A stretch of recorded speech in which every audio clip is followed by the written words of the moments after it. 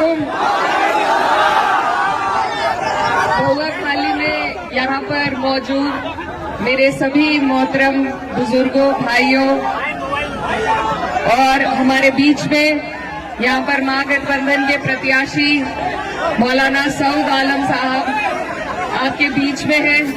मैं बहुत दूर से आपके बीच में आई हूँ, आपकी बहन हूँ, आपकी बेटी हूँ, और सिर्फ इसलिए कि आज पूरे देश की नजर अगर कहीं है तो आप लोगों के ऊपर है कि बिहार की ये अजीम जनता हमें रास्ता दिखाएगी कि इस देश को किस दिशा में चलना चाहिए, नफरत के दिशा में, बेरोजगारी और गरीबी के दिशा में, या एक उम्मीद के दिशा में। तो आज हम सब आपके बीच में महागठबंधन के रूप में एक ऐसा गठबंधन लेके आए हैं जहां सभी का मान सम्मान, सभी की इज्जत होगी, जहां आपकी तरक्की के लिए, आपकी आने वाली नस्लों की तरक्की के लिए काम किया जाएगा। ये जो धरती है बिहार की, ये मेहनत कष्टों की धरती है और यहाँ पर सबसे ज्यादा ईमानदारी से मेहनत करने वाले हमारे भाई रहते हैं। लेकिन अफसोस की बात है कि आप लोगों को रोजगार के लिए अलग अलग सूबों में जाना पड़ता है, अलग अलग राज्यों में जाना पड़ता है। ये आपकी जो सरकार है, ये आपको नहीं रोजगार देना चाहती, आपकी तरक्की नहीं चाहती है। अब बहुत लंबा वक्त काट के आपके सामने ये सुनहरा मौका है कि आप लोग हम सब एकजुट होकर मिलकर इस सरकार को बदलने का काम करें।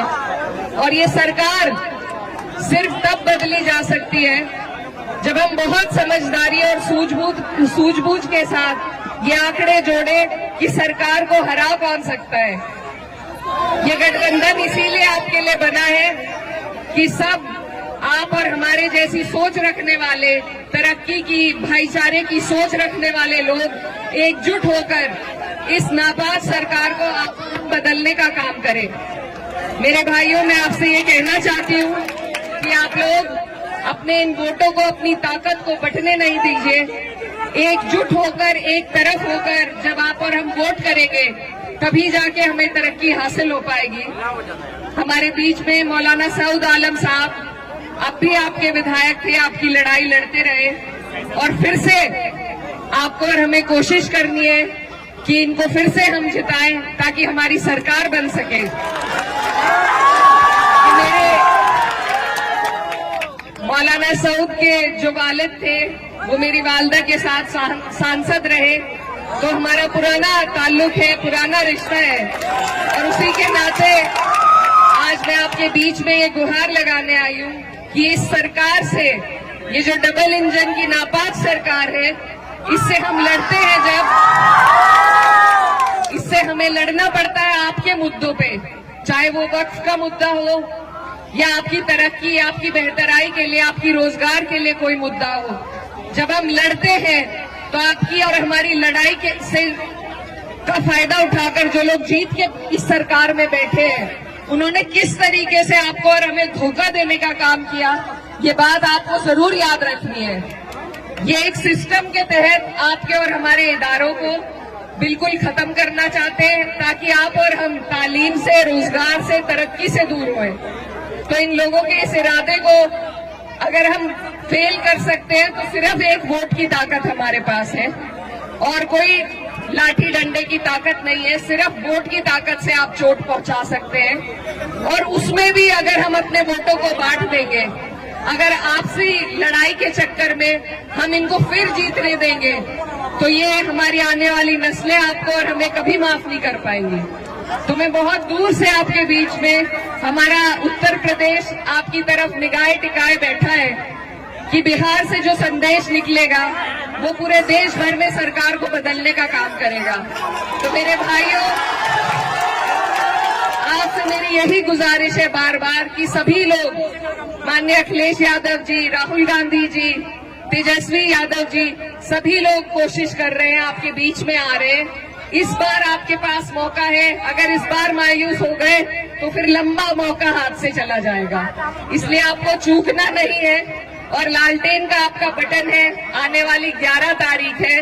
मैं आपकी बेटी, हमारे यहाँ बेटी बहन की बात कोई नहीं टालता, तो मैं उम्मीद करती हूँ कि बिहार की जनता भी पहली बार मुझे यहाँ आने पर मेरा मान सम्मान रखेगी, अपना प्यार देगी और हमारे भाई मौलाना सऊद आलम साहब को एक एक वोट देने का काम करेंगे। और भी जो लोग हैं वो भी अपने हैं, वो भी लड़ रहे हैं, लेकिन मेरा बस आपसे ये सवाल है कि वोट डालने से पहले ये सोचिए कि क्या वो सरकार बना सकते हैं। अगर वो सरकार के नजदीक पहुंचते हैं तो आप बेशक वोट उन्हें दे दीजिए, लेकिन वो नहीं पहुंचेंगे, उन्हें अगर वोट दिए जाएंगे, बटेंगे अगर हमारे वोट, तो सरकार फिर से भाजपा की बनेगी और इस बार भाजपा नीतीश जी को मुख्यमंत्री भी नहीं बनाएगी, इस बार वो खुद कब्जा लेगी। तो अब तक जो हालात थे वो बद से बदतर आपके हो जाएंगे, इसलिए आपको पहले ही अपनी सुरक्षा करनी है और उसका जरिया मैंने जैसा आपको बताया सिर्फ वोट का है आपके पास। इस बार आपको नहीं बैठना है, आपको एक एक वोट एकजुट होकर अपने प्रत्याशी लालटेन पर देने का काम करना है।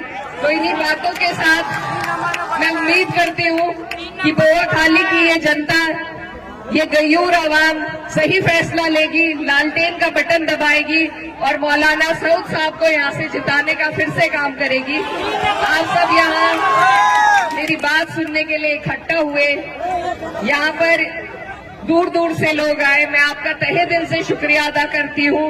और बस एक बात के साथ आपसे विदा लेना चाहती हूँ कि उसूलों पर जब आ जाए तो टकराना जरूरी है, जिंदा हो तो जिंदा नजर आना जरूरी है। और जिंदा कौम की और जिंदा दिल्ली की अगर सबसे बड़ी मिसाल कोई हो सकती है तो वो इस बार इस सरकार को उखाड़ फेंकने की ही मिसाल आपको देनी है। आप सबका यहाँ आने के लिए बहुत बहुत शुक्रिया, धन्यवाद। दुआओं में याद रखिएगा। अस्सलाम वालेकुम।